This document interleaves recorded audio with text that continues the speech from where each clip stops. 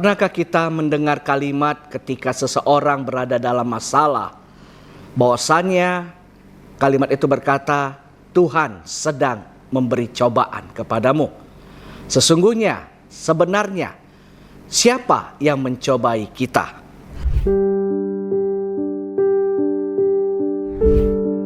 Kita akan baca firman Tuhan dari Yakobus pasal yang pertama, ayat yang ke-14 sampai ke-15 berkata demikian. Tetapi tiap-tiap orang dicobai oleh keinginannya sendiri, karena ia diseret dan dipikat olehnya. Dan apabila keinginan itu telah dibuahi, ia melahirkan dosa. Dan apabila dosa itu sudah matang, ia melahirkan maut. Seberapa banyak kita memiliki keinginan? Dan apakah keinginan itu berasal daripada Tuhan, atau keinginan itu berasal dari daging kita? Kita ingin sesuatu, kita ingin dipuji, kita ingin disanjung orang, atau kita ingin diakui dan dihargai orang.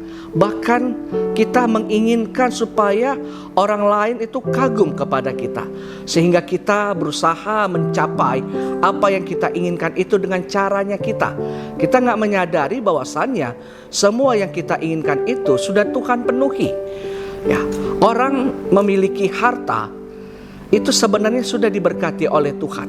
Hanya terkadang kita merasa kurang, sehingga timbullah rasa ingin lebih. Dan keinginan yang berlebihan itu bisa membawa kita kepada maut.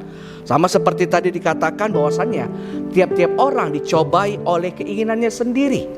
Dan keinginan di dalam diri kita yang berlebihan, ya, itu yang bisa membuat kita bisa jauh daripada Tuhan.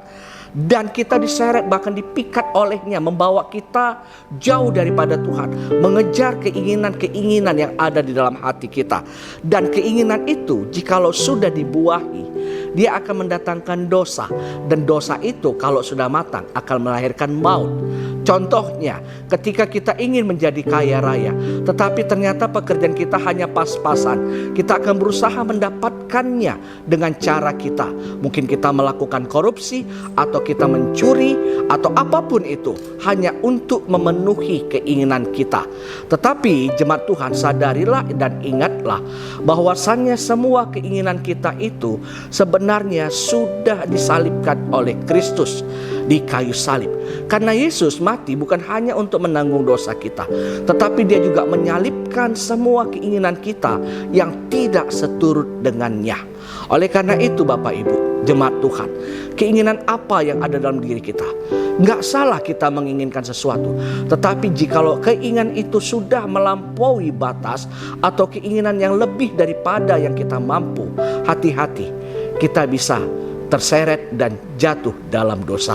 Oleh karena itu, ingatlah bahwasannya Yesus telah mematahkan kuasa dosa, sehingga kita tidak perlu lagi sebenarnya menghambakan diri kepada keinginan-keinginan kita, terutama keinginan-keinginan daging yang masih terus berjuang di dalam diri kita.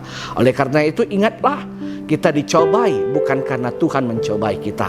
Kita hanya dicobai dan kita diseret karena kita mempunyai keinginan yang melampaui batas kehidupan kita.